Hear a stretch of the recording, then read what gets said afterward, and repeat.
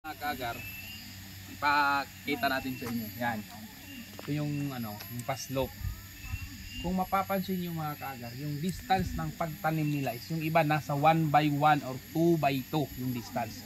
Pero yung bundok mga kagar, nila-landscape nila. Parang ginawa ng kalsada, no? Dito, yung kinakat nila yung lupa para maging patag, parang maging kalsada. Tapos tinaniman nila. Yung distance makikita nyo nasa 1.5 meters o 2 meters.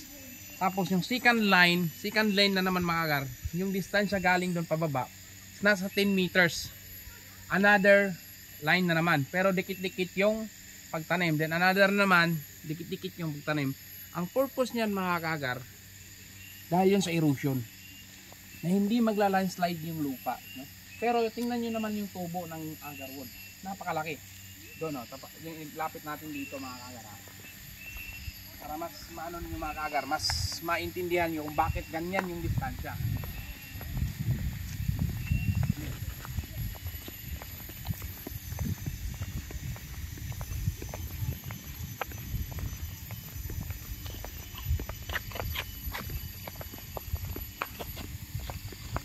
Tumba oh.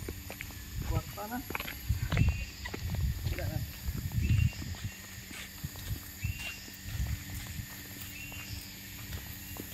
Ayan mga kagar, mapapansin natin. Bakit sobrang dikit? Yan, dikit. Yan, sa babaw. Makikita nyo, yung distance nasa 2 by 2. Yan ha. Ito, explain natin mga kagar. Kasi yung lupa mga kagar, pag ganon, pahilit, hill, bundok. Ginawa yun nila landscape nila mga kagar, parang kalsada.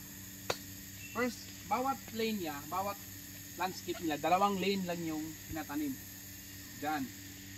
Then yung pagitan na naman dito, yung second lane mga kagar, kung makikita nyo, malayo na yung agwat.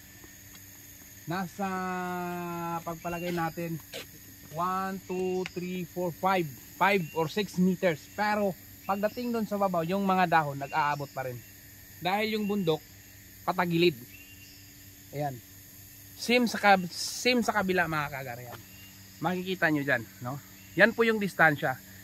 Kung baga, parang naggagawa tayo ng hagdan-hagdan pala yung rice terraces yung rice terraces yung forma nila mga kagar, no? So makikita yung ito. Napakalaki. Malalaki yung malaki. 1 meter lang to mga kagar yung distansya. So, makita mo, sobrang laki. Saka maganda dito mga kagar, wala silang tinitiri, wala silang pinutol kung hindi kusang pagmamatay na yung puno, saka na nila putulin. So, yan mga kagar, yung kaibahan ng pagtatanim.